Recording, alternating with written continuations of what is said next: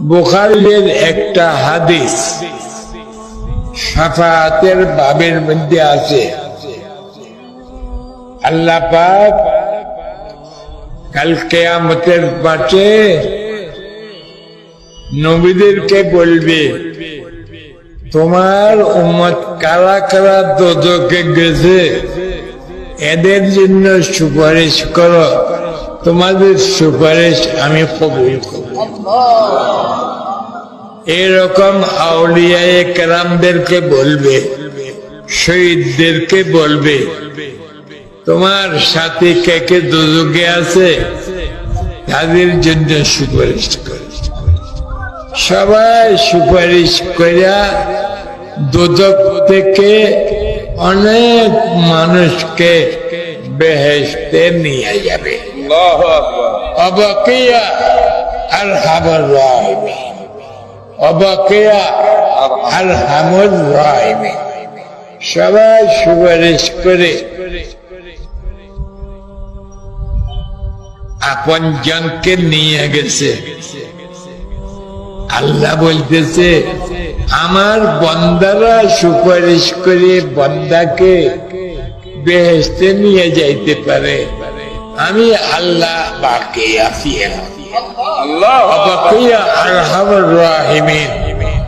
আল্লাহ যাইয়া এরকম আল্লাহরও হাত আছে, আমাদের মতো হাত না। আল্লাহরও পা আছে, আমাদের মতো পা না। আল্লাহর দুইটা হাত, কুদরতি হাত, দোজখের মধ্যে ডাইবে। একবার দোজখের শেষ তবকা পর্যন্ত গেছে আল্লাহর হাত।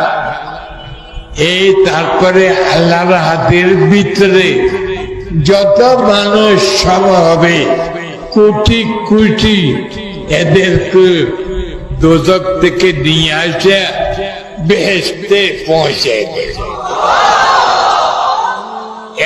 এরা কোন নামাজ পড়ে নাই, রোজা রাখে নাই, হজ করে নাই, যাকাত দেয় নাই, সদকা খায়রাত করে নাই, একটা কাজ করছে। ওইটা কি? লাম ইয়ামাল আমালান, কোন আমল করে নাই, কিন্তু কলবের মধ্যে কি আছে? লা ইলাহা ইল্লাল্লাহু মুহাম্মাদুর রাসূলুল্লাহ। এই কলমার দ্বারায় দোজখ থেকে আল্লাহ নিজের কুদরতের হাতে এদের বেহেশতে পৌঁছায়। সেই জন্য লা ইলাহা ইল্লাল্লাহ, লা ইলাহা ইল্লাল্লাহ। শেষ রাতে উঠে যাবেন, এই জিকির করবেন, তফসিল